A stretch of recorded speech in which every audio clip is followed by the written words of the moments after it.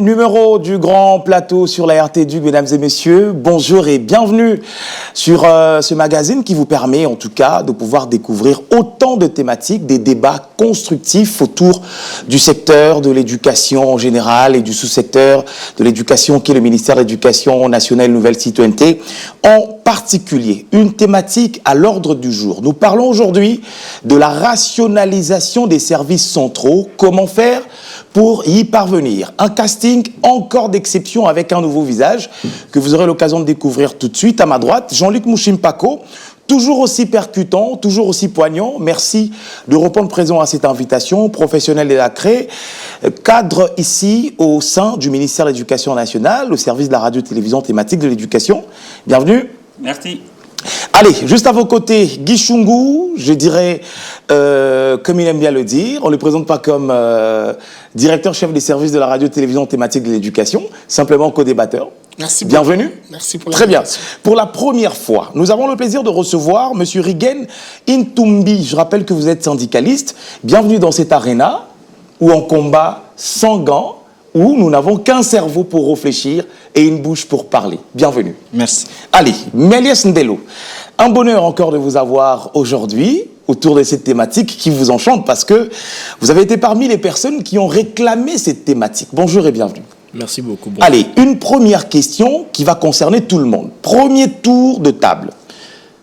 Nous avons vu, il n'y a pas longtemps, un arrêté ministériel signé par la Mineta, Mme Raïssa Malou, un arrêté justement portant des nouvelles mises en place au sein du ministère de l'Éducation nationale et nouvelle citoyenneté, au sein des services centraux.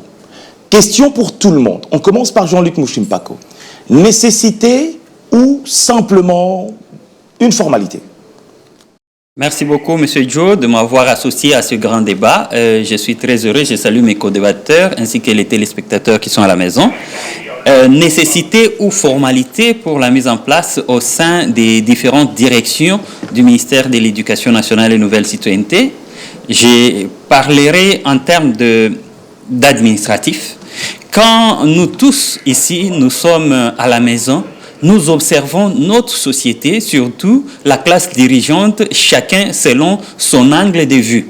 Et chacun selon son angle de vue, il joue au coach dans la tribune. Il se dit, si j'étais à la place du coach, je prendrais tel joueur, je le placerais à tel point et je demanderais à l'autre de courir à telle vitesse pour que les résultats soient escomptés. C'est dans ce sens-là que nous pouvons considérer la mise en place qui est intervenue juste à environ 100 jours après sa prise de fonction. Je vous rappelle qu'au ministère de l'Éducation nationale, Madame Raïssa Malou Dinanga n'est pas une parvenue. C'est une dame qui longtemps a œuvré au sein de ce ministère, bien sûr, dans certains projets et programmes financés par les partenaires de la République démocratique du Congo pour améliorer la qualité de l'éducation. Et dans sa position, elle était la mieux placée pour avoir vu les évaluations de notre système de l'éducation, pour savoir quels étaient les acteurs qui étaient au front.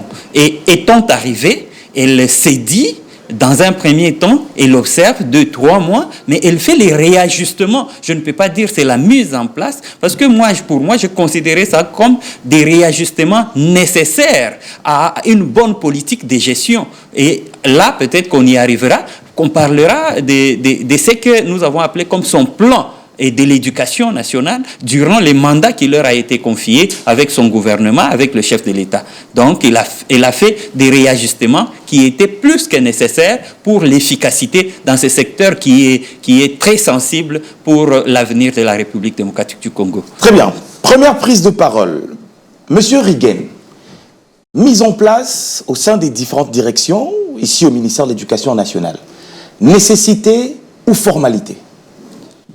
Merci beaucoup, messieurs les journalistes, pour la parole. Pour moi, cette mise en place, c'est une nécessité. Une nécessité pourquoi? Lorsqu'on arrive dans ces sous-secteurs, parce que nous sommes un méga secteur de l'éducation. Le secteur de l'éducation n'est pas un secteur comme tout autre secteur. C'est un secteur où on instruit tout le monde. Alors, Son Excellence Madame la Ministre d'État, dès son avènement dans ces sous-secteurs, comme l'a souligné notre co-débatteur, elle n'est pas étrangère. Elle connaît le secteur Elle sait qui fait quoi, qui est qui dans ces sous-secteurs. Alors, dès son arrivée, elle a fait le nécessaire. Bon, on ne dira pas que c'est ceux qui ont quitté ou qui ont été mutés dans les différents postes, ce sont des mauvais, non. Ou n'ont pas su bien diriger leurs différentes directions, non. Je pense que lorsqu'on est dans ces sous-secteurs, on met les personnes qui conviennent ou les personnes qui doivent travailler selon votre vision. Lorsque vous arrivez, vous devez savoir qui doit faire quoi, qui doit accompagner ma vision. Dès que je suis là, j'ai une telle vision et qui doit m'accompagner dans cette vision pour que les choses aillent de l'avant. Comme vous le savez, dans ces sous-secteurs, un secteur de l'éducation, alors ce n'est pas un secteur qui doit être ou qui doit avoir des animateurs peut-être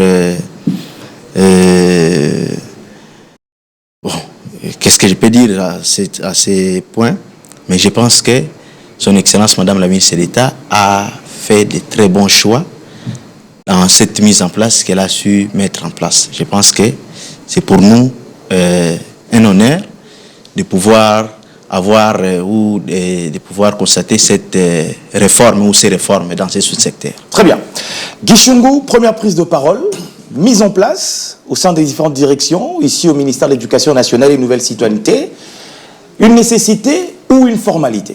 Laissez-moi saluer, pour l'une des rares fois, nous avons constaté une véritable mise en place au sein du ministère de l'Éducation nationale et Nouvelle Citoyenneté, puisque je le dis avec mes mots et je souligne, on va consulter les passés, la plupart des mises en place étaient beaucoup plus teintées de coloration politique. On nous mettait tout et n'importe qui. Je pense que Mme Raissa Malo a eu le temps de se faire une autopsie du secteur et de voir quelle équipe pour l'accompagner. Et ce n'est pas tombé de manière fortuite. Il y a eu des évaluations parce que chacun était appelé, et je me rappelle lors de sa prise de fonction, elle a dit avec ces mots, chacun est appelé à faire montre de son professionnalisme, son expertise, mais aussi de son engagement pour le succès du ministère, pas de l'individu Raissa Malo. Parce que nous avons pu constater, et je le dis avec toute conviction du monde, nous avons pu constater que c'est parmi les rares des ministres qui n'aiment pas qu'on parle d'eux. Parce que, en tout cas, laissez-moi le dire encore et marteler, lorsque vous feuilletez les différents gouvernements, vous verrez qu'il y a un dénominateur commun. La plupart des ministres sont du côté du culte de personnalité. Ici, nous avons compris qu'il y a une personne qui ne fait pas les choses pour elle, mais pour l'intérêt de la nation. Mais au-delà de ça, il y a aussi un choix porté sur l'équipe qui devra rentrer dans la façon de faire, qui est avant tout mettre en avant-plan la stratégie, l'intelligence et tout ce qu'il faut pour réussir le relève du secteur de l'éducation en général, mais principalement celui de l'éducation nationale. Donc je salue cette mise en place. Les personnes qui sont arrivées, j'ose croire que ce sont les bonnes, puisqu'il y a eu un temps, Jean-Luc Bouchikpakou l'a dit, après aux environs 100 jours, c'est suffisamment assez pour avoir une idée sur une personne. Nous avons vu des gens faire des mises en place 10 jours après leur prise de fonction, 20 jours. Mais si quelqu'un a pris quand même 100 jours, on se dit, elle a eu le temps et même le bon moment de se choisir cette équipe. Donc voilà un peu ma façon de voir les choses. Méliès Ndelo, la même question. Nécessité ou formalité? À mon humble avis, je ne veux pas répondre tout en mettant des gants, je serai sans gants pour vous dire vrai. Lorsqu'on parle de la mise en place, il faudrait se poser la question sur la nécessité par rapport au temps. Cette mise en place intervient en retard. Parce que, primo, l'administration publique est apolitique. Et la ministre d'État, lorsqu'elle a été nommée, par la volonté du chef de l'État bien sûr, c'est pour être au service de la nation. Et d'ailleurs, en vertu de l'article 110 de la loi numéro 16/013, bien sûr, nous ne pouvons pas avoir des directeurs membres des partis politiques. Non, c'est en violation. Et ce qui prouve à suffisance que cette mise en place a subi assez d'interférences politiques. Vous pensez?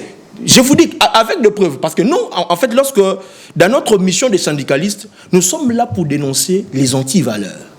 Lorsque quelqu'un fait bien le travail, on doit l'encourager.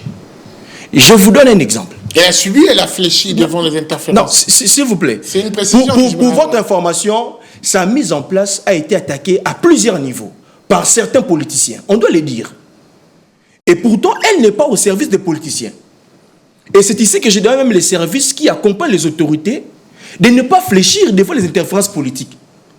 Il est inadmissible de voir un directeur cadre d'un parti politique et il agit au nom d'un parti politique. C'est grave. C'est en violation de l'article 110. Lisons les textes. Je vais aller plus loin. Lorsqu'on vous nomme directeur chef de service, PROVED, IPP et autres, d'IPOSEC, c'est pour être au service des agents. Responsabilité. Mais rendez-vous en province. J'ai toujours décrit ça, pour rencontrer les DIPOSEC, les IPP, les PROVED, je vous dis, c'est tout un problème. C'est tout un problème. Voilà pourquoi il sera opportun qu'il y ait une évaluation trimestrielle. On évalue. Bien sûr, on doit les évaluer les IPP, par rapport à ce PROVED, qu'ils font. Chaque 3 mois. Déjà, lorsque on vous nomme et vous ne voulez pas entrer en contact avec vos administrés, c'est un problème. Mais pourquoi on vous met là? Et c'est ici que je dois faire un zoom à ce qui concerne la nomination de l'actuel directeur national, parce que c'est là où ça fait tomber beaucoup d'encre et de salive. L'actuel directeur national de la DINACOPé, M. Boniface Mbaka, en tant que président du mouvement COSET, Conseil syndical pour l'émergence des travailleurs, nous avions fait une déclaration pour demander à l'actuel directeur national de la DINACOPé d'intensifier le contrôle. Parce que nous avons de preuves qu'il y a des gens qui sont payés à la DINACOPé sans pourtant qu'ils aient des actes d'engagement. Je le parle, je le dis ici sur le plateau avec preuve, parce que l'âme du droit repose sur la preuve. Il y a des gens qui sont payés au mois de juin et à une commission d'affectation au mois de décembre. Comment est-ce possible qu'on vous engage avant d'avoir un acte d'engagement? Nous avons le cas de doublons. Une personne, mais qui perçoit 2 fois. Il est ici au niveau de l'antenne, il est au niveau national. Nous avons le cas de porteurs de faux documents, mais qui sont payés. Pour acheter par le trésor public, ils sont porteurs de faux documents. Et nous sommes déjà derrière ces cercles-là. De ceux qui délivrent de fausses commissions d'affectation, moyennant $200, d'autres $400, en complicité avec d'autres chefs du niveau national. Et c'est ainsi que cette mission de contrôle qu'il a lancée, à mon humble avis, doit dénicher tous ces gens-là. Parce que nous avions dit que cette mission de contrôle doit être accompagnée par l'IGF ainsi par le ministère de la Justice. Voilà pourquoi je passe un message à tout celui et à tous ceux qui délivrent de fausses commissions d'affectation, de faux actes d'engagement. Vous serez demain par la justice. Très bien. Jean-Luc Mouchimpako, Mélis Ndelo a parlé d'une évaluation trimestrielle par rapport aux différents services que les différents directeurs vont rendre au sous-secteur de l'éducation qui est notre ministère. Qu'est-ce que vous en pensez? Ce que nous pouvons penser de l'évaluation, ce qui est vrai, c'est que à chaque marche, dans quelque secteur que ce soit, même dans la vie personnelle de chaque individu que nous sommes, il faut savoir toujours s'arrêter et s'asseoir et réfléchir. J'avais un professeur, je ne sais pas s'il est encore là, le professeur Moupapa Sai, qui me disait toujours, cher fils, oui, il m'a enseigné la psychologie à l'université, il me disait toujours, cher fils, où se trouve l'intelligence? J'ai dit, prof, l'intelligence, non mon fils, l'intelligence se trouve dans les fesses. Je sursaute sur moi, il me dit oui. Parce que tout celui qui est intelligent, c'est celui qui sait s'asseoir. Et quand on s'assoit, l'intelligence monte des fesses et vient dans la tête, il vous produit les effets que ça doit produire. Et donc, évaluer un travail fait au bout d'une période bien déterminée, c'est un élément majeur d'abord du management positif et de la production des résultats positifs. Quand on dit qu'on devrait, ici au niveau du secteur ou du sous-secteur de l'éducation nationale et nouvelle citoyenneté, faire des évaluations, et moi je pense que la gestion tout entière de ce secteur devait se baser sur l'évaluation. Pourquoi? Parce que tout le monde crie tout haut que la jeunesse c'est l'avenir d'une nation. Et quand vous avez des enfants qui doivent être encadrés, à partir de la maison, ils sont confiés aux enseignants. Et un enfant, il suffit d'une journée pour dévergonder un enfant. Il suffit d'une journée pour perdre un enfant et perdre avec une nation. Imaginez qu'aujourd'hui, nous avons eu, jusque-là, que 4 chefs d'État, ici, ou 5. Nous avons eu Joseph Kasavubu, Mobutu, Laurent Désiré Kabila, Joseph Kabila et Tshisekedi. Donc, si 5 enseignants avaient commis des bêtises sur ces 5 personnes, vous verrez où se trouve le Congo aujourd'hui. C'est du fait de la gestion. Et cette gestion est liée à l'éducation qu'ont reçu ces personnes au niveau le plus bas de leur formation. Parce qu'à un certain niveau, on ne peut plus vous changer. Mais alors, le secteur de l'éducation, c'est celui qui prend en charge l'éducation d'un enfant au plus bas niveau et qui forge la personnalité de la personne. Et quand on n'évalue pas au bout d'une semaine, c'est pourquoi chaque jour dans les écoles sérieuses, on vous donne aux enfants les devoirs. Quand on lui a enseigné une nouvelle matière, on lui donne des évaluations pour mesurer ce qu'il a capté, ce qu'il n'a pas capté. De même, les enseignants, chaque jour qu'ils viennent enseigner, ce n'est pas pour rien qu'il y a tout un corps d'inspecteurs au sein du ministère de l'Éducation nationale pour évaluer les enseignants, voir où est-ce qu'ils vont avec l'éducation. Et au-delà de tout, il y a des responsables à tous les niveaux, des gestionnaires qui doivent être en mesure d'évaluer leurs subalternes et se faire évaluer au niveau supérieur. Et même au niveau du gouvernement. Nous ne disons pas que Raïssa Malou était dans les secteurs et tout ça, mais elle doit être évaluée. Au-dessus d'elle, il y a des ministres, il y a la première ministre qui doit évaluer chacun des membres de son gouvernement. Et au-delà de ça, il y a le chef de l'État qui doit évaluer le gouvernement avec tout ce qu'il met. Et il y a la population qui doit évaluer le chef de l'État et son gouvernement avec tout ce qu'il mène comme action. Alors, l'évaluation, à mon humble avis, ça doit être le maître mot de gestion à tous les niveaux, surtout pour toutes ces personnes qui venaient d'être portées à un poste de responsabilité. Vous avez été reconduit ou nouvellement nommé sur un poste, vous devez être en mesure, au bout d'une semaine, vous-même, de vous auto-évaluer et d'attendre une évaluation, même si elle peut venir à l'improviste de votre hiérarchie. Ça permet de savoir votre capacité à pouvoir assumer la tâche qui vous a été confiée et à projeter l'avenir pour un bon résultat. Kishungu, je reviens vers vous. Mais laissez-nous parler de l'évaluation. Mais également, Jean-Luc Mushimpako a martelé sur l'importance de l'évaluation. Alors, au niveau de notre sous-secteur, si nous devons évaluer, c'est sur base de quel élément à mettre sur la table pour pouvoir évaluer tous ces directeurs? Quel est le baromètre qu'on peut utiliser comme boussole pour pouvoir évaluer ces nouveaux venus ou ces anciens qui sont maintenus? Ben déjà, pour commencer, les nouvelles recrues, pour les appeler comme ça, les nouveaux venus ne peuvent pas être évalués, puisqu'ils viennent d'arriver. Il faudra leur laisser un peu de temps. Leur laisser... Combien de temps pour évaluer? Non, j'ai fini. Il est dans son temps de parole. Il est dans son temps de parole. Au bout d'une journée, le document vient d'être signé il n'y a pas très longtemps. Moins d'un mois. Et les évaluations se font en fonction des actions menées sur le terrain et des actes posés. Vous n'allez pas dire à quelqu'un qui vient de prendre ses fonctions il y a 24 heures, vous allez faire une évaluation sur base de quoi exactement? Ça sera une évaluation prématurée, superfétatoire, frivole. On n'aimerait pas faire les choses pour le plaisir de le faire. C'est pour ça que nous sommes deux fois dans la précipitation de prendre des décisions, deux fois qui nous rattrapent à la longue. Pour évaluer une personne, il faut lui laisser quand même une marge de... Combien de temps? Approximativement, je ne pourrais pas être très précis, mais je pense qu'il faut un peu de temps. C'est pour ça qu'on parle de l'effet 100 jours. Parce que vous constaterez avec moi que c'est 3 mois à peu près. C'est devenu presque une coutume. Après 100 jours, il faut faire une évaluation. On peut évaluer à mi-parcours. Une évaluation à mi-parcours, ça c'est fait. On peut évaluer 100 jours après, c'est faisable. Mais la bonne évaluation demande un peu de temps, à mon humble avis. Donc ces gens seront appelés à poser des actes. C'est en fonction de ces actes posés qu'ils seront évalués. Les actions posées, la façon de s'approprier la vision du chef de l'État qui est matérialisé par la ministre d'État, ministre de l'Éducation nationale. C'est une façon aussi d'évaluer ces gens. La façon de se jeter à l'eau avec des actions impact visibles, c'est aussi une évaluation. Ils doivent se lancer dans une sorte de je dirais, prospection pour étudier de fond à comble le vrai problème qui dérange. Possible. Vous savez que c'est des gestionnaires au quotidien dont on parle là. Oui, mais écoutez, ils sont arrivés peut-être pour certains. Un gestionnaire qui passe une journée, vous attendez 3 mois pour ils sont peut-être arrivés à des milieux. Non, c'est un co-débatteur, tout simplement. Ils sont arrivés à des milieux qui leur sont peut-être nouveaux. Oui.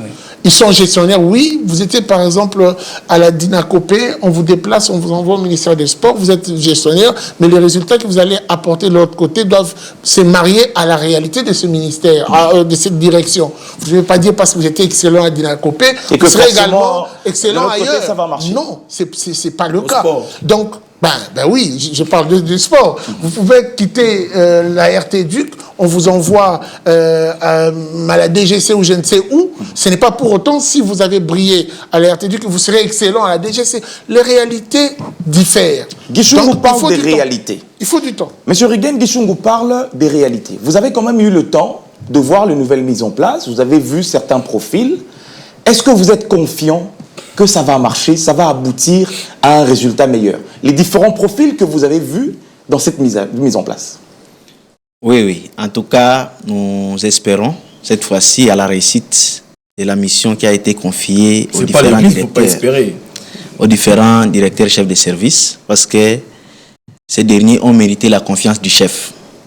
Alors ce n'est pas pour rien qu'ils ont bénéficié de cette confiance. Je pense qu'il y a une étude qui a été faite préalablement. Après cette étude, c'est ce qui a conduit à la mise en place qui a été publiée. J'espère que Son Excellence n'a pas fait un mauvais choix. Son Excellence n'a pas fait un mauvais choix. Mais laisse-nous pas son temps. Son Excellence, Madame la ministre d'État, ministre de l'Éducation nationale, a fait un très bon choix, ou des très bons choix. Cette fois-ci, les choses vont marcher. Vous n'espérez plus. Apparemment, vous faites confiance à la ministre d'État, mais vous n'espérez plus. La même question à Ménez Nello. Est-ce que vous êtes confiant par rapport aux différents profils des différents animateurs, des différentes directions ici au sein de ce ministère, que ça peut marcher? Mais je dois vous répondre déjà. Lorsque au niveau de prérequis, le préalable du casting, c'était négatif, moi je vous dis, il n'y aura pas de bons résultats. Donc vous n'attendez rien? S'il vous plaît, on doit être sérieux. Vous prenez une personne, déjà, c'est un fausseur. Il a un faux diplôme d'État. Il y a des prophètes qui ont des faux diplômes d'État. Nous en avons 2. Parce que lorsque nous parlons... Dans le casting. Je vous dis, il y a 2 prophètes qui n'ont pas de diplôme d'État. Ça n'engage que lui. Oui, en tout cas, heureusement que ce propos n'engage que son auteur. Alors, une personne vient sur base d'une recommandation. Excellence, vous, les services de l'excellence, s'il vous plaît, aidez ces messieurs-là, il doit rester. Ou celui-là, il doit être placé. Ce n'est pas les critériums définis pour diriger. Il y a la compétitivité. C'est pour ça qu'on parle de l'évaluation qui doit intervenir. La personne déjà est nommée. La personne est nommée, non pas sur base, s'il vous plaît, non pas sur base de ses compétences, mais sur base d'une recommandation. Qu'est-ce que vous voulez attendre d'une telle personne? Qu'est-ce que voulez-vous attendre d'une telle personne? Donc vous êtes dire que ça ne va pas marcher. Ce n'est pas du scepticisme. C'est un principe simple. Lorsqu'une personne a été recrutée sur base d'une recommandation venant d'un parti politique, il viendra faire le politicien sur le terrain. Mais vous allez quand même pas nous dire que tout ce qui sort des partis politiques est négatif. Je n'ai pas été extrémiste, mais je suis en train de définir bien évidemment le tableau des indicateurs. Même lorsque vous faites le cadre logique et des indicateurs objectivement vérifiables. Ça veut dire qu'il y a un critérium pour être placé, par exemple, à la tête de la Dinacopé, par exemple, à la tête de la DGC, par exemple, à la tête d'une province éducationnelle. Mais si le critérium n'est pas respecté, on surpasse le tout. Parce qu'on vient d'un parti politique, je vous dis, il ne faut pas s'attendre à quelque chose. C'est quand même contradictoire. Alors, vous avez la parole. Puisque vous parlez, vous avez la parole. Vous avez vu les différents profils. Je ne sais pas sur quel pied il s'est réveillé ce matin. Laissez-moi me dire que je suis estomaqué. C'est contradictoire puisqu'il a dit que la ministre d'État a résisté face à certaines pesanteurs. Apparemment, ça ne sort pas de moi. Je vais dire. Alors, parlons de faits. Estimons que ça soit le cas. Mais écoutez, attendons ces gens au tournoi. Ils seront appelés à gérer. S'il y a faille... Mais comment ils attendent des gens qui ont été nommés il y a environ presque un mois maintenant? Moi, j'en connais des gens qui sont peut-être pas venus en respectant à 100% la procédure, mais qui ont excellé dans la gestion. La gestion actuelle, on parle de résultats, action-résultat. Nous en connaissons des gens qui n'ont pas été excusez-moi de le dire, je n'accepte pas l'illégalité. Je ne suis pas de cette école. Je n'approuve pas le fait que certains ont enjambé des étapes. Mais je peux vous dire qu'il y a des gens qui ont fait montre d'un bon bilan sans pour autant avoir été... Vous pouvez pas laisser passer ça. Il est dans son temps de parole. Vous allez compléter. Si vous voulez marcher sur le cadavre de la loi. Jean-Luc Mouchimpa, Donc, vous le aurez fait votre temps de de dire parole. qu'il est venu d'un parti, je le dis pourquoi. Écoutez, vous aurez votre temps de Je parole. le dis pourquoi. Vous aurez votre temps de parole. Non, non, non. Je les sécurise, s'il vous plaît. Je le dis pourquoi. Je les sécurise, vous allez réagir. Laissez-les finir, vous allez réagir. Mais c'est pénible, mais c'est son début. Vous allez réagir, vous allez réagir, vous allez réagir. Laissez-les finir, Laissez-moi vous vous allez entrer réagir. dans ma pensée. Je le dis pourquoi. Venir d'un parti politique, moi j'en suis pas un, venu d'un parti Vous politique. n'êtes pas membre d'un J'en parti suis politique. pas un. Venir d'un parti politique ne veut pas dire qu'on est piètre. Non, mais on est redevable Non. à des personnes qui n'ont Il y rien a à des voir gens avec qui sont venus la des partis responsabilité. politiques qui ont bien fonctionné au sein de l'administration. En Citez-nous violation des deux. critériums. Citez-nous deux. On en Et connaît. si vous avez, non, et si non, vous non, avez, pas passer et ça. si vous Non, avez, non, Ça, c'est marcher et cracher sur le cadavre de la loi. Il y a des choses à corriger. Il y a des Jean-Luc choses à Mouchimpako, vous remplissez ces critères. Tout votre péché, c'est le fait d'appartenir à un parti corriger. politique. Être recommandé par un parti politique. Peu importe Le péché. votre critérium. Écoutez, monsieur Ilonga, nous avons des modes d'accession au pouvoir. Les pouvoirs publics, quels qu'ils soient, même dans l'administration, nous pouvons supposer que c'est un pouvoir. Il y a une notion importante. D'abord, la corruption, quelle que soit sa forme en amont d'une démarche, corrompt tout. Et toute la procédure est partie. Nous avons entendu M. Chungo dire ici qu'il faut laisser à ces gens suffisamment de temps pour être évalués. Nous parlons des gestionnaires au quotidien. Et nous parlons de l'éducation de nos enfants. Un enfant est éduqué au jour le jour. Parce que quand un enfant rentre à la maison, après une journée, quand vous êtes un bon parent, comme nous tous ici, On évalue. je suppose, on évalue l'enfant. Qu'est-ce que vous avez appris aujourd'hui? Si dans cette classe-là, l'enseignante a dit ou l'enseignant a dit à l'enfant qu'on parle de la papa, vous n'attendrez pas une semaine pour voir que cet enseignant est en train de désorienter l'enfant. Nous, ici, à Éduc Télévision, nous avons eu des notions, des classes télévisées, des maternelles, où nos enfants à la maison étaient en train de corriger les prononciations de l'enseignante. Nous avons demandé tous qu'on enlève l'enseignante à la première leçon. Vous n'allez pas me dire qu'un gestionnaire placé sous responsabilité, un prophète, vous attendez une semaine pour l'évaluer? On n'attend Et pas. il a combien de temps pour tuer le cerveau de nos enfants? On n'attend pas. Ça, c'est de un. De deux, quand vous devez être placé, vous devez faire une mise en place administrative. C'est pourquoi même l'engagement politiquement justifié n'a pas sa place d'être. Il dit que quelqu'un peut venir d'un parti politique. Comment vous pouvez expliquer qu'un administratif qui devient prophète, au moins à des postes de mise en place, c'est au moins un chef de division qui est promis directeur ou déjà il est directeur. Il est entré, écoutez-moi, il est entré dans le parti quand? Parce que la loi congolaise ne permet pas qu'un administratif soit membre d'un parti politique. Il y est entré quand pour Référencer la loi. recevoir. Référencer la loi. Il est entré quand dans le parti politique pour que le parti politique le recommande. Je dois réagir. C'est ici où nous avons vu, vous êtes 40 agents, un ministre passe, il vous prend tout le monde qui était dans sa campagne, il vous engage dans l'administration. On va parler de la rationalisation. Les gens qui ont fait bois et On va forêt parler de la ici, rationalisation. ils sont incapables. S'il vous plaît. Nous y allons, nous y allons. Écoutez, Attendez. 30 secondes, Attendez. 30 secondes On prend que un Jean-Luc membre Mouchimpako d'un parti termine ses politique, idées. un membre d'un parti serait politique qui est là-bas. Je peux supposer que serait ce membre est membre du parti UDPS. Lui, son travail, c'est en dessous des arbres. Fatibé, béton. Fatibé, béton. Il est de PPRD, viva, viva. Et quelqu'un du PPRD passe, il le met prophète et il va être redevable à qui? Alors, je vais Réaction rapide avant de éclairer donner la parole à Mélès-Nélo pour boucler ce sujet. Dis-nous 30 secondes. Réaction. Je constate une constipation dans la compréhension de mes co-débatteurs. Je le dis pourquoi. Je vais préciser. Je peux être membre d'un parti politique. C'est-à-dire, je suis dans ma carrière en tant qu'administratif, j'ai été ATB1, et puis chef de bureau, chef de division, j'évolue. Je suis au niveau de la division. Je suis chef de division. Mais je suis membre d'un parti. Attendez, Il est en train de je réagir, vous laisserai justement. le temps de Laissez-le. référencer la loi. En étant chef de division, il y a un poste vacant pour faire de moi directeur. Mais il y a une recommandation politique. Je peux démériter. Par rapport à votre profil. Par rapport à mon profil, on appuie mon dossier par une recommandation politique. Sans que je ne sois pas compétent. Qu'est-ce que je raconte? Sans que je ne sois pas incompétent. D'ailleurs, dans les partis politiques, sans que je ne sois pas du parti. Incompétent. Donc, parce que je suis dans un parti politique, malgré le fait que je mérite ce poste, j'ai péché contre quelle loi? Quel article? Monsieur Méliès, il a posé une très bonne question. Contre quel article? Il a péché contre qui? On va lire. Parce que vous dites des choses en tête comme ça sans avoir la précision. Je suis à 2 doigts de faire une crise cardiaque lorsque je vois M. Guichoumou sortir de sa bouche une personne administrative. Attention, il ne faut pas mélanger les pinceaux. Lorsqu'on est administratif, l'administration dans l'ensemble est politique. Il n'y a aucune relation entre le parti politique et l'administration publique. On parle de l'ingérence. S'il vous plaît. On parle de l'ingérence. Je suis dans mon temps. Il n'y a aucune relation déjà à ce niveau-là. Alors, je dois aller vous poser la question sur l'article. Lisez l'article 110. Je parle avec précision. L'article 110 de la loi numéro 16/013 portant statut des agents des carrières des services publics de l'État. Qu'est-ce que l'article dit? L'article dit quoi? Lorsqu'on est agent public de l'État, on ne peut pas être membre. On dit agent. Avant d'abord d'arriver gestionnaire. Agent. Oui.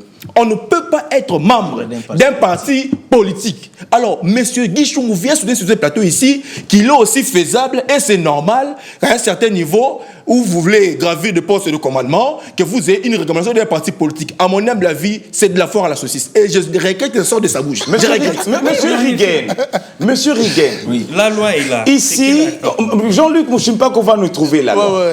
Monsieur Guichoumou a dit qu'on peut être membre d'un parti politique et être très compétent. Faut pas transformer mes propos. Nous avons des écoles du parti aujourd'hui pour former les gens. Attention à l'antivaleur. Nous avons des éminents professeurs ici en République démocratique du Congo qui ont fait des preuves dans l'administration publique, même dans le gouvernement. Pourquoi ça doit gêner si une compétence doit sortir d'un parti politique? Pourquoi ça doit gêner? Bon, je pense que ça gêne quand on se réfère à la loi. Ça viole. Et conformément à la loi, comme l'a souligné mon co-débatteur précédent, M. Méliès Ndelo, la loi 16/010 013 plutôt, dit qu'un agent public ne peut pas être membre d'un parti politique. Jamais. Jamais. Ça, je peux vous lire. Allez-y. C'est l'article 110, alinéa 2. Voilà. Il ne peut adhérer ni prêter son concours à un mouvement ou groupement, une organisation ou une association ayant une activité de même nature, ni participer aux activités d'un parti ou regroupement politique. Participer aux activités. Oui, mais en effet. Il va réagir. Moi, je connais des gens qui sont membres de partis politiques, mais qui ne participent pas aux activités de oui, mais il ne peut pas être membre. Matata Pogno. Non, on n'a pas parlé de membres. On dit des participants. S'il vous plaît, Matata Pogno était du PPRD. Non, il n'avait jamais participé comme membre activement. Je connais les dossiers. Matata, pour avoir été proche de ce parti pendant un moment, je vous dis ceci. Vous étiez aussi J'étais proche du parti en tant que journaliste. Je suis journaliste depuis plusieurs années et je suis expert en communication, je rends mes services. Ouais. Je vous dis ceci, le plus grand problème que Matata a connu, même Joseph Kabila du temps de Matata, c'est d'avoir allé prendre quelqu'un qui n'était pas du parti et d'en faire Premier ministre au nom du parti. Et tous les gourous du parti s'étaient levés contre Matata. Il a connu des sérieux problèmes tous dans son exercice. On peut refaire la lecture. On peut refaire. On parle de participer aux activités. Non, on dit membre. Non, mais la loi est claire, on n'a pas parlé de membres. Jean-Luc lisez. Jean-Luc Mouchimpako. Partagez-nous, s'il vous plaît. L'agent ne peut se livrer à aucune activité en opposition avec la Constitution et les lois de la République, notamment celles qui visent l'aliénation de l'indépendance du pays, qui portent atteinte à la souveraineté, qui met en danger la souveraineté ou la sécurité de l'État. Alinéa 2. Il ne peut adhérer. Ni prêter son concours. Adhérer. Devenir membre. Attendez, on évolue. Lisez d'abord. Il ne peut adhérer. Devenir membre. Adhérer, c'est-à-dire devenir membre. Ni prêter son concours. Parlez dans votre micro, oui, allez-y. Il ne peut adhérer, ni prêter son concours à un mouvement. À un mouvement. Un Il peut groupement. adhérer à un mouvement. Il ne peut adhérer à un groupement. Oui, D'une attendez. organisation. D'une organisation. Une association. Une association. Ayant une activité de même nature. Voilà. On s'arrête là. Point. Non, non, Ni. Ça ne s'est pas arrêté, il n'y a pas point, il y a une virgule. il y a une virgule. Ni Ouais.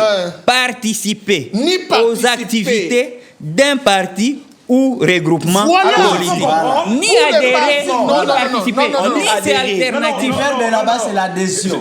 Ouais. L'adhésion, attendez, l'adhésion, c'est pour le regroupement. Non. Attendez, s'il vous plaît. Non, c'est... S'il vous plaît, vous aurez votre temps d'antenne. Ni L'adhésion, attendez, s'il vous plaît.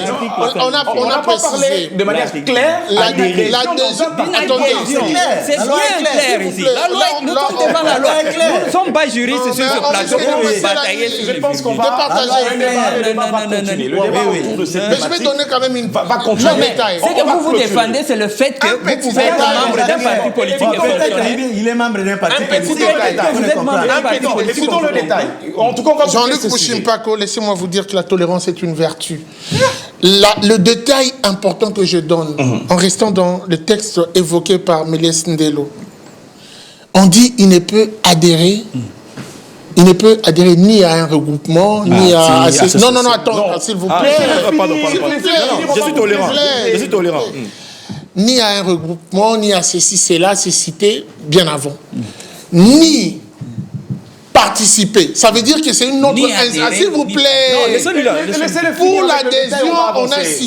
l'adhésion, on a cité regroupement, ceci, cela, c'est cité déjà. Le deuxième ni comme une incise vient pour évoquer une autre obligation.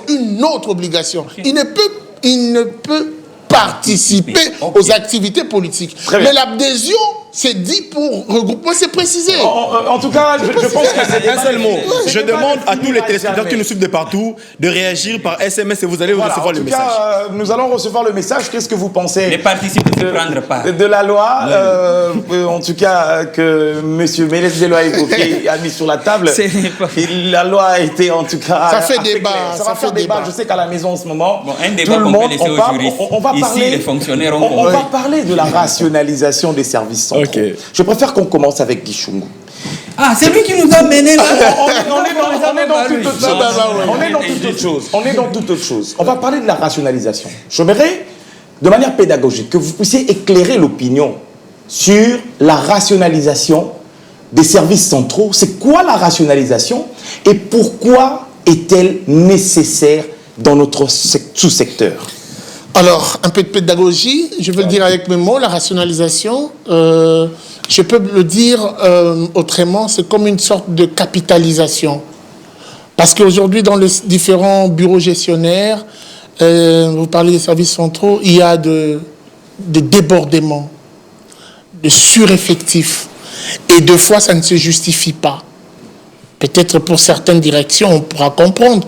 Mais moi, j'ai entendu une fois, j'ai échangé avec le blanc qui a eu l'idée ingénieuse de mettre en place la dynacopée aujourd'hui, c'est coupé parmi le cerveau. C'est coupé aujourd'hui, dynacopée. Ouais.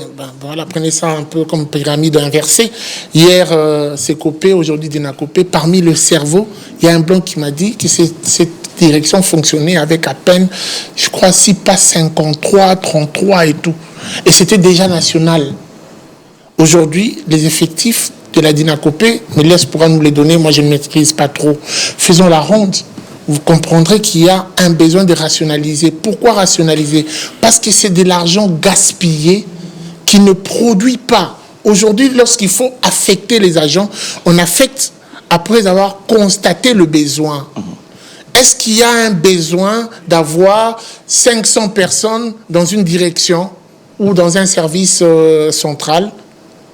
Est-ce qu'il y a besoin de créer des provinces éducationnelles au sein des directions? Puisque quand on est déjà à 500, à 300, c'est pas très loin d'une province éducationnelle, ça voisine. Et la rationalisation a même fait objet d'une étude, d'une table ronde organisée par le gouvernement de la République démocratique du Congo, financée, dont l'abécédaire aujourd'hui est mise en œuvre via justement la stratégie sectorielle de l'éducation. Cet abécédaire, ces documents qui prévoit parmi les réformes la rationalisation du bureau gestionnaire, puisque même ceux-là pensent qu'on est dans un débordement en sureffectif. Il faut toucher sensiblement aux effectifs.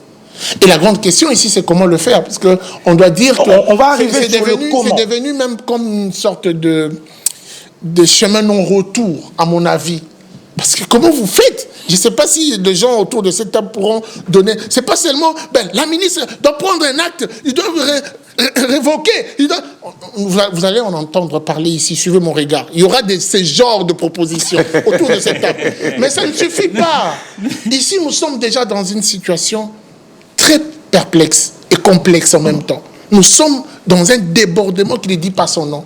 Mais la rationalisation, c'est de revoir les effectifs sensiblement pour un objectif précis. L'objectif prioritaire, on va en parler avec Mélès Ndelo, vous avez la parole. Alors, quels sont les principaux objectifs visés par cette réforme? Gichungu a vanté l'importance de la rationalisation. Alors, quels sont les objectifs visés par rapport à la mise en place de cette réforme? Merci beaucoup, parce que lorsqu'on parle de la rationalisation, c'est deux choses. C'est effectivement la définition des attributions de chaque direction, et de l'autre côté, effectivement, c'est le respect de textes et de cadres organiques de chaque direction. Alors, il s'est fait qu'il y a des directions qui se créent, mais il y a maintenant des chocs d'attribution. Je prends un exemple. DGC, Éduc TV, Dipromade. Regardez bien les attributions. Je suis maintenant dans le contenu des attributions. Ici, on ne va pas trop loin. Bon, à l'époque, il n'était pas trop technique. On parle de communication. Vous allez voir le mot communication. Si on parle de communication. Bon, avec les évolutions de l'heure, il y a la différence entre l'information et la communication. Mais dans les textes, ce n'est pas comme ça. Là-bas, on se limite. Ce n'est pas l'évolution qui a amené la différence entre l'information et la communication. Non, la science a laissé. Je suis en train de parler de l'évolution par rapport, bien évidemment, aux innovations scientifiques. Il y a aujourd'hui l'information, la communication. Et maintenant, dans les textes, c'est resté ancien. Ici, on ne parle que de communication. Par rapport au texte, je suis dans les attributions des directions. On ne va pas parler des informations, non, on va parler de la communication. On s'est limité là. Maintenant, dans la faisabilité, il y a des chocs. Où vous voyez celui-là fait les attributions de celui-ci. Et même dans les avantages ou dans les projets, mais comment on peut solliciter telle direction pour telle activité, pendant que cette direction-là n'est pas habilitée pour exécuter telle tâche. Alors, lorsqu'on parle de la rationalisation, c'est maintenant l'opportunité de définir une véritable passerelle de scission des attributions entre les directions.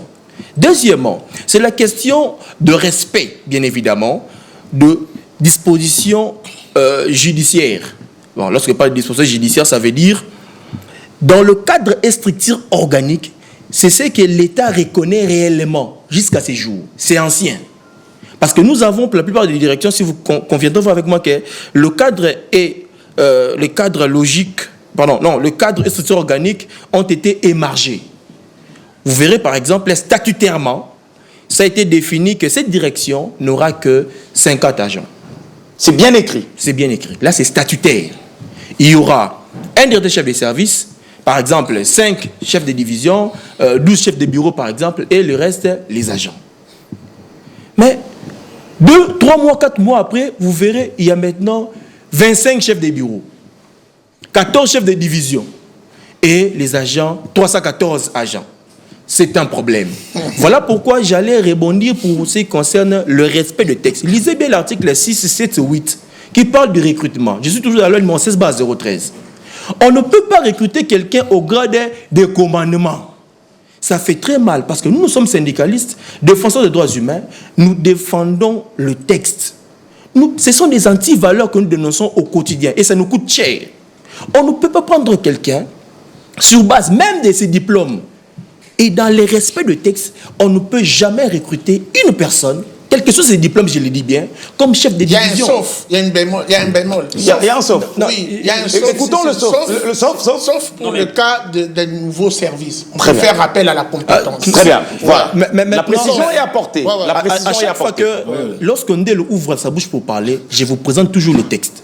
Je n'ai jamais lu quelque part, moi, je n'ai jamais lu où il est écrit lorsqu'on crée une nouvelle direction, on peut recruter directement au grade de commandement. Moi, je n'ai pas encore lu. Et c'était une opportunité.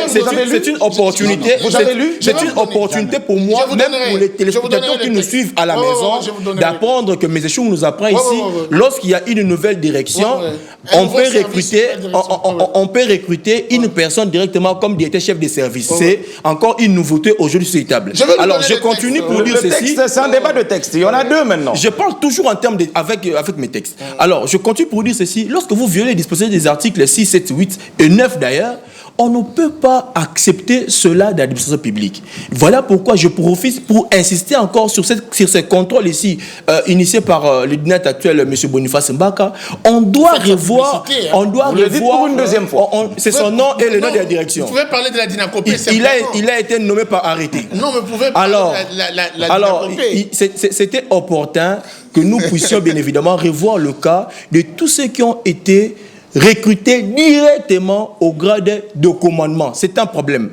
Et pour terminer, pour chuter, effectivement, c'est la question des agents, la pléthorique.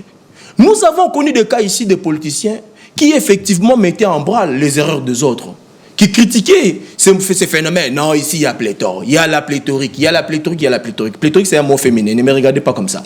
Alors, je n'ai rien dit. Voilà. Je n'ai rien dit. Donc on dit c'est la pléthorique. Alors, lorsque ça lui... n'a pas la même explication que le pléthore. Lorsqu'on était en train de décrire la pléthorique, on pensait qu'il va faire mieux. Mais qu'est-ce qui s'est passé? Automatiquement, le service est en train de ternir. Comment ça? Parce que là où c'était prévu qu'il y ait 15 agents, on se retrouve aujourd'hui avec 50, 100, 314 agents. Et maintenant, voilà maintenant les conséquences.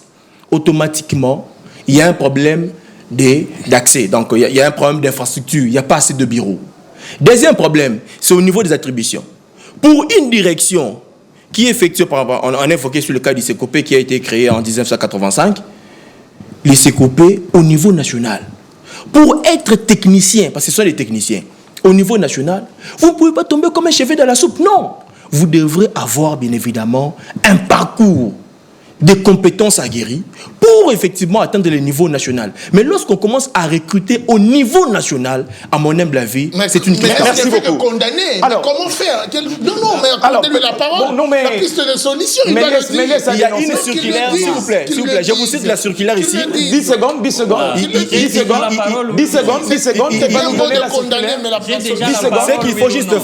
Ce qu'il faut juste faire, la dernière circulaire, c'est du ministre Tony Mwaba, qui effectivement a ordonné à tous les niveaux les mouvements, les recrutements. Appliquons juste cette circulaire. Très bien. Jean-Luc Mouchimpako. Alors, ici sur ce plateau, tout le monde a parlé d'un certain nombre de problèmes qui nécessitent normalement cette rationalisation.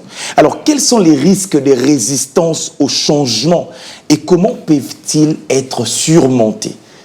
Guichungu, par exemple, bon, il est co-débatteur, mais ce n'est qu'un exemple. Il prend la décision de pouvoir assainir. Il dit, bon, voilà, je veux travailler avec un tel effectif. Mais on voit le pneu dehors. Les risques de changement sont certains. Mais nous pouvons toujours les surmonter. De quelle manière? Je voulais revenir un tout petit peu sur quelque chose. J'ai un dicton, c'est en anglais. Je ne connais pas très bien anglais. Je l'ai lu en anglais. On va écouter. On va écouter, en tout cas. Je vais peut-être le dire aussi en français.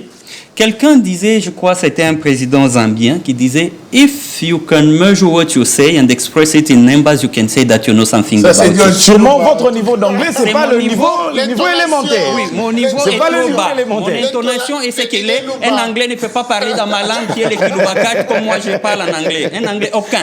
Ils sont très peu nombreux. Alors, je vais dire ceci. C'est que si tu peux exprimer ce dont tu parles, et si tu peux mesurer ce dont tu parles et tu l'exprimes en nombre, tu peux dire que tu connais quelque chose à propos.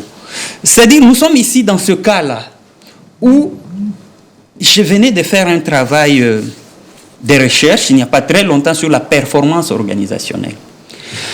Dans ce sens, terminez avec les proverbes, vous n'êtes pas terminé. Je suis là. Je suis en train de faire coïncider les deux. Okay. Vous avez un nombre de personnes dans un espace La performance de votre organisation pour atteindre les bons résultats, c'est la façon dont vous êtes en mesure de gérer la quantité des ressources qui sont mises à votre disposition. Raison pour laquelle on Dans parle une aujourd'hui de la entreprise, gestion de compétences. Tout à fait. Dans une entreprise, dans une société, dans une organisation, quelle qu'elle soit, vous devez être en mesure de vous évaluer la structure organisationnelle avec les ressources qui peuvent aller se greffer dans cette structure, aussi bien les ressources humaines que les ressources financières, matérielles et autres pour atteindre les résultats.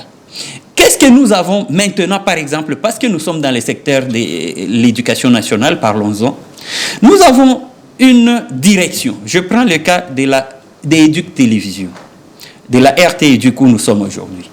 Vous avez une direction qui a été créée avec 58 personnes, qui au bout de 5 ans, elle est passée de 58 à 340 agents, dans le même espace. Donc vous ne savez même pas 340. Nous sommes à peu près à 340. Si vous êtes à 340. À peu près 340. Dans un même espace, dans un même environnement, avec le même budget, avec tout les mêmes qui a été... Ce qui n'a changé, c'est le nombre de personnes. Le risque de résister au changement, c'est lequel? C'est que quand on demande aux gens de quitter, on vient, on fait une évaluation. On peut se dire ceux qui ne viennent pas. Ceux qui viennent, ceux qui ne viennent pas. Ceux qui travaillent, ceux qui ne travaillent pas. Si on peut faire partir ceux qui ne viennent pas. Ils on a sont à peu près déserteurs, 200 personnes déclarées déserteurs qui peuvent partir. Est-ce qu'ils sont là? Ça, c'est une question qu'on se pose. À qui de prouver? Quelqu'un peut ne pas être là. Malheureusement, notre système fait...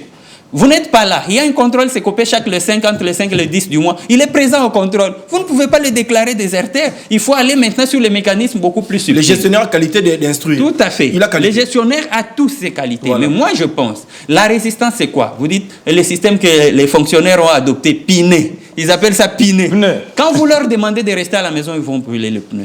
Je l'avais proposé au cours d'une autre émission de débat. Faites-le, 30 secondes, on arrive à la fin. Je propose ceci. Nous sommes un service. Nous venons avec une équipe d'évaluation. On regarde d'abord sur papier qui ont les critères, qui sont dans les critères des formations qui rentrent avec les missions de la RT-Éduc. Sur 340. On les règne sur les 340. Si on retient, s'ils sont 60, on retient 60. Sur 346, c'est ça l'effectif, on reste avec 280. On va au niveau du service national, de la police, tous ces gens. On réinscrit la liste. On publie à la RTNC, au journal officiel et à l'ACP, qui est le média public.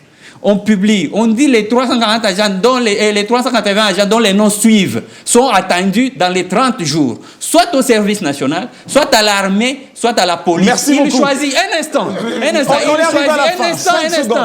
Il choisit d'aller dans ces services-là et il garde son salaire. Parce qu'ils sont rémunérés par l'État, il va au service. S'il choisit d'aller au service national, il se pointe, il est pointé, il est enregistré là-bas, on l'enlève de la liste. S'il ne va nulle part dans un mois, oui, compétence domaine. Mais dans l'armée, on a besoin de tout le monde, ce n'est pas éduque. Dans l'armée, vous pouvez être charlemagne, vous avez votre place. Merci beaucoup, vous pouvez être tireur, vous avez votre place. Voilà. Vraiment 3 secondes parce qu'on arrive à la fin. Les gestionnaires et même la politique a peur de la grogne.